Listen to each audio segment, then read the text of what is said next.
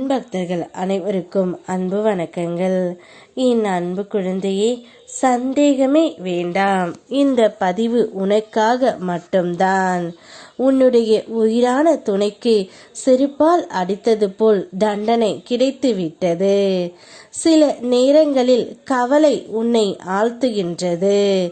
அப்பொழுது எல்லாம் அழுதபடி என் மனம் எப்படி ஏன் இப்படி ஆகிறது என்று நீ கேட்கின்றாய்.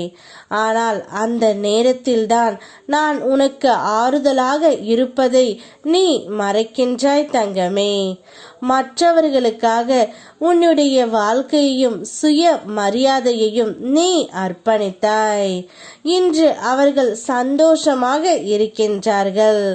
ஆனால் நீ மட்டும் நான் மகிழ்ச்சியாக இருக்கின்றேனா என்று உன்னையே கேட்கின்றாய்.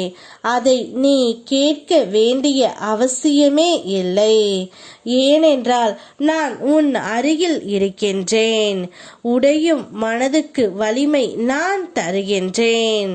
தாங்க முடியாததை என் தோளில் வை என்று சொல்கின்றேன். நீ மெல்ல எழுந்து நிற்கும் நேரம் வந்து கொண்டு இருக்கின்றது. உன்னுடைய நன்மை வீணாகாது தங்கமே. உன் வாழ்க்கை என் பாதுகாப்பில் உள்ளது. இனி நீ வாழ வேண்டியது பிறருக்காக அல்ல, உனக்காக. நீ இத்தனை நாட்களாக உன் துணையுடன் வாழ்ந்து வந்தாய். இருந்தாலும் உங்கள் இருவருக்குள்ளும் சண்டை அதிகமாக வந்து கொண்டே இருந்தது. ஒரு கட்டத்தில் நீங்கள் இருவருமே பிரிய வேண்டிய சூழ்நிலையும் ஏற்பட்டு விட்டது. பிரிந்து இருந்தாலும் நீங்கள் ஒருவரைக்கொருவர் நினைத்து கொண்டும் இருந்தீர்கள்.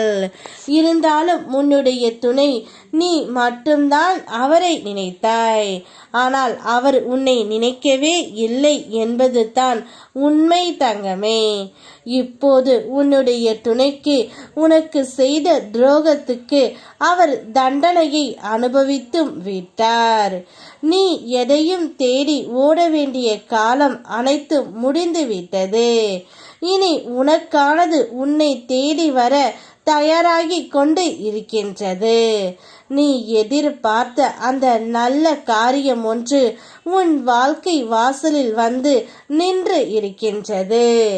இந்த நல்ல விஷயம் நடக்கும்போது தான் நான் சந்தோஷப்படுவேன் என்று நீ என்னிடம் சொன்னதை நான் மறக்கவில்லை தங்கமே. அந்த நாள் நீ நினைப்பதற்கும் முன்பாகவே வந்து அடையும். உன் மனதை மகிழ்விக்கும் அந்த நிகழ்வு உன்னுடைய வாழ்க்கையில் நிச்சயம் நடக்கும். ஆகையால் மனதை தயார்படுத்திக் கொள். நான் தரும் மாற்றம் உன் வாழ்க்கையில் வெளிப்பட போகின்றது. என் அருள் என்றும் உன்னோடு. யாம் இருக்க பயமேன். ஓம் முருகா.